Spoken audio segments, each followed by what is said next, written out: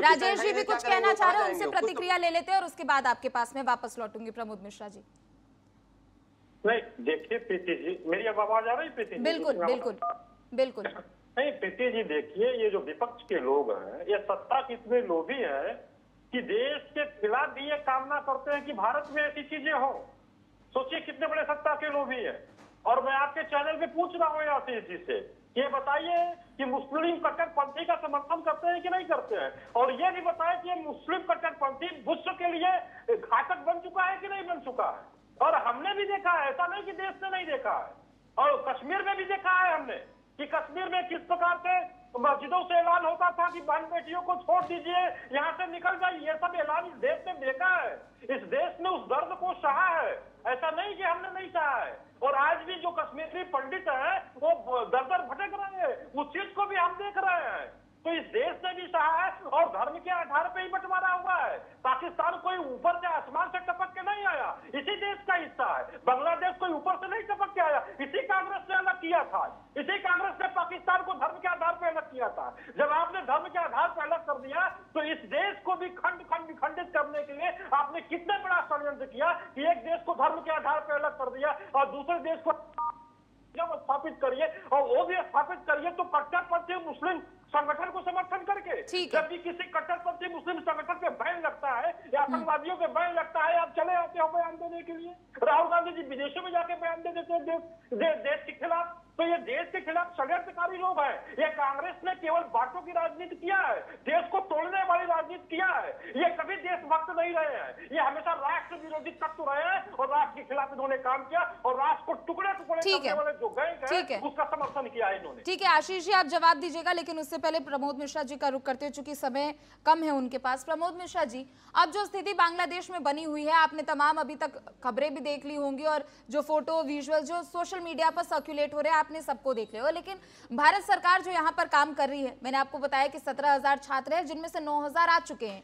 और धीरे धीरे कोशिश यही है कि सभी लोगों को सुरक्षित बाहर निकाल लिया जाए। ऐसे में आपकी तरफ से क्या वो एक सलाह हो सकती है या फिर एक सजेशन हो सकता है भारत सरकार के लिए, और जो वो काम कर रही हो उस पर आप किस तरीके से उस नजरिए से देखते हैं?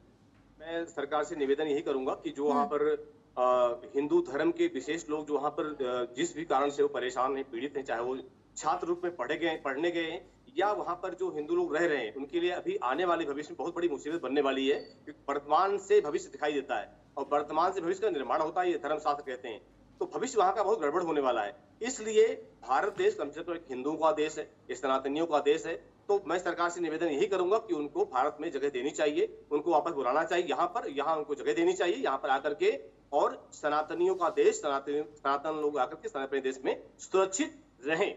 मैं यही निवेदन करूंगा। चलिए ठीक है, आपका बहुत बहुत शुक्रिया प्रमोद मिश्रा जी टीएनपी न्यूज पर जुड़ने के लिए और तमाम अपनी राय हम तक रखने के लिए। तो बांग्लादेश में जो मौजूदा स्थिति यहाँ पर बनी हुई है उसे लेकर अलग अलग तरीके की प्रतिक्रियाएं जरूर आ रही है, लेकिन इन सब के बीच ये कड़वा सच भी है कि बांग्लादेश में जो हिंदुओं की आबादी है वो साल दर साल घटती जा रही है, मिनट दर मिनट घटती जा रही है। और इसका सबसे बड़ा अगर प्रमाण कोई है तो आज के डेट में जो बांग्लादेश में ये हिंसा भड़की हुई है उसके कारण कई हिंदुओं के घरों को जलाया जा रहा है, उनको टारगेट किया जा रहा है, उनके नाम के आधार पर, उनके धर्म के आधार पर उनके साथ मारपीट की जा रही है, उनको घरों को तोड़ा जा रहा है, मंदिरों को तोड़ा जा रहा है, मूर्तियों को खंडित किया जा रहा है। और ये सब आरक्षण के कारण जो प्रदर्शन वहां पर लोग कर रहे थे, एंटी स्टूडेंट डिस्क्रिमिनेशन मूवमेंट जो इसे नाम दिया गया था और जो इसका मकसद था, कहीं ना कहीं वो इससे एकदम अलग विपरीत होता हुआ नजर आ रहा है। आशीष जी, मेरा एक सवाल आपसे ये है, दरअसल जब सीए एनआरसी को लेकर जब केंद्र सरकार की तरफ से मार्च में नोटिफिकेशन जारी किया गया था, अगर मैं गलत नहीं हूं तो 13 मार्च के आसपास नोटिफिकेशन जारी किया गया था, उस समय आप लोगों का कहना था कि आखिर धर्म के आधार पर आप कैसे लोगों के साथ ऐसे कर सकते हैं, कुछ लोगों को लेकर आएंगे, कुछ लोगों को नहीं लेकर आएंगे। अब जब यही बात हो रही है तो अब तो कहीं ना कहीं बात तो वही हो गई कि अब देखिए बांग्लादेश में जो स्थिति बनी हुई है अब उसी के आधार पर तो काम करना पड़ेगा। अब जो लोग वहां से पलायन करके बांग्लादेश से निकल रहे हैं तो उनको तो देश में पनाह देने की बात होनी ही चाहिए, और उसी बात को लेकर सीए एनआरसी का ये पूरा काम किया गया था। देखिए, यदि आपने मुझे सीए और एनआरसी पर प्रश्न पूछा है तो मैं अवश्य उत्तर दूंगा। हमने सीए कानून की संवैधानिकता के ऊपर प्रश्न चिन्ह खड़े किए थे। यदि आप पूरे कानून की प्रति को पढ़ेंगे तो उसमें परसिक्यूटेड माइनॉरिटीज शब्द का प्रयोग किया है, original gazetted copy of the government of India. Now the government did not defined कि परसिक्यूटेड माइनॉरिटीज की परिभाषा क्या होगी। और भारतीय राष्ट्रीय कांग्रेस पार्टी का प्रश्न बिल्कुल स्पष्ट था कि केवल 3 देशों को क्यों शामिल किया, बांग्लादेश, वहां पर हिंदुओं पाकिस्तान के, और अफगानिस्तान। वहां पर तो हिंदू अल्पसंख्यक है ना, वहां पर हिंदू अल्पसंख्यक है। मैडम दूसरा प्रश्न आपसे पूछता हूँ, श्रीलंका में भी बुद्धिस्ट माइनॉरिटीज रहती है, बुद्धिस्टों का भी परसिक्यूशन हुआ है, क्या बुद्धिस्ट हमारे देश का हिस्सा नहीं है? 6 धर्म है, 6 धर्म है उसमें, 6 है।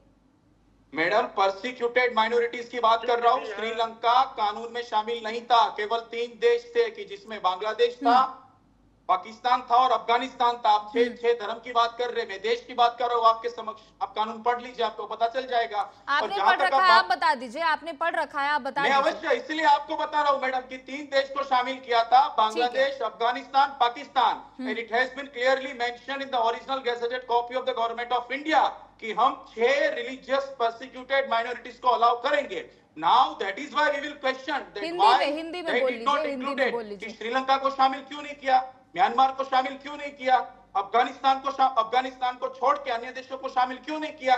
क्योंकि आपकी नीयत थी इस विशेष तौर पर परसिक्यूटेड माइनॉरिटीज को तो छोड़िए, लेकिन उसमें मुस्लिम लोगों को शामिल नहीं किया था। तो क्या आप मुस्लिमों के पक्ष में नहीं खड़े रह सकते? आप बुद्धिस्ट परसिक्यूटेड माइनॉरिटीज के पक्ष में खड़े नहीं रह सकते? यानी कि आपने कहीं ना कहीं भेदभाव किया है। किंतु आपकी डिबेट है बांग्लादेश पर। देखिए, कांग्रेस पार्टी ने बिल्कुल स्पष्टता की है कि हिंदुओं को लेकर हमारी चिंता है, लेकिन राहुल जी ने स्पष्ट कहा था कि भारतीय मूल निवासी।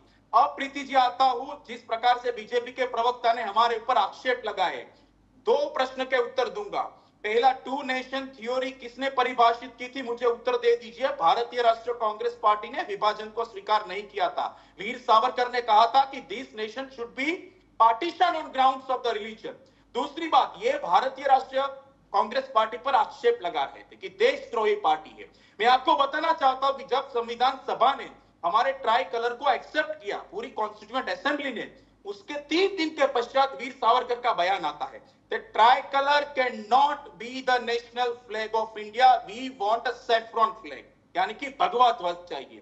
तीसरी बात, ये यही वीर सावरकर है जिन्होंने ऑफिशियली बयान दिया था कि this newly enacted original copy of the new constitution has no any consequences. Why? Because there is nothing like a Indian in this newly written Constitution of India. इनके नेताओं ने ब्रिटिशर्स के आमने हाथ जोड़कर माफी मांगी थी, और ये भारतीय राष्ट्रीय कांग्रेस पार्टी को सिखाएंगे।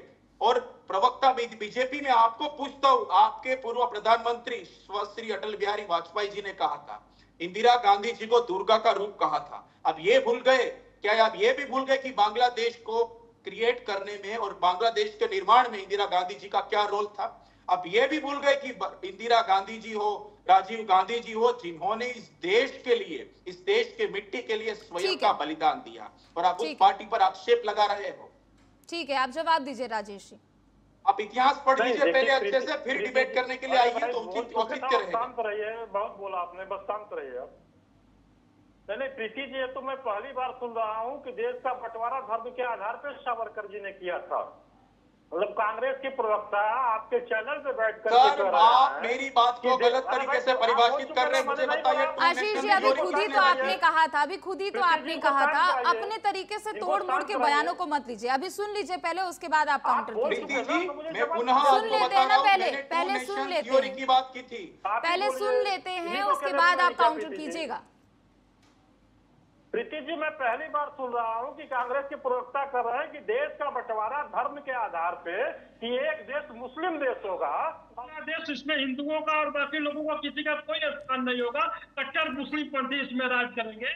ये सावरकर जी ने किया था, ये पहली बार मैं सुन रहा हूँ। तो ये चैनल कुल झूठ परोसते हैं, और उनके नेता को सुनता तो विदेशों में जाकर के भारत की महिमा को घटाते हैं। एक बात। दूसरी बात मैं कह रहा हूँ कि भारत सरकार बांग्लादेश की सरकार से लगातार संपर्क में है, और वहां भी जो भी भारतीय छात्र हैं, जो भी भारतीय वहां पे हैं, वो अभी तक सुरक्षित चले जाएंगे, और लगातार वो आ रहे हैं। और बहुत सारी चीजें ऐसी हो रही हैं जो आपके चैनल पे नहीं बताया जा सकता।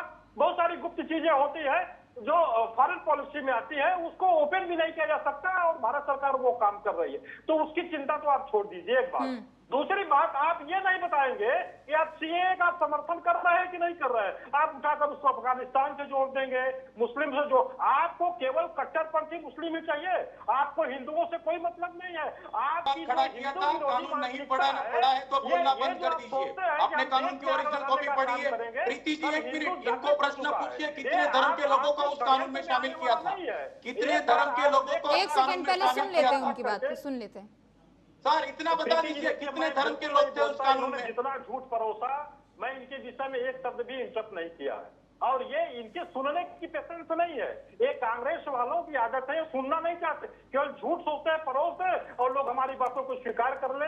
अरे आप इसको स्वीकार करिए कि आदरणीय नेहरू जी ने सत्ता पाने के लिए इस देश का बंटवारा धर्म के आधार पे किया, और जब धर्म के आधार पे किया तो बाकी लोगों को क्यों छोड़ दिया?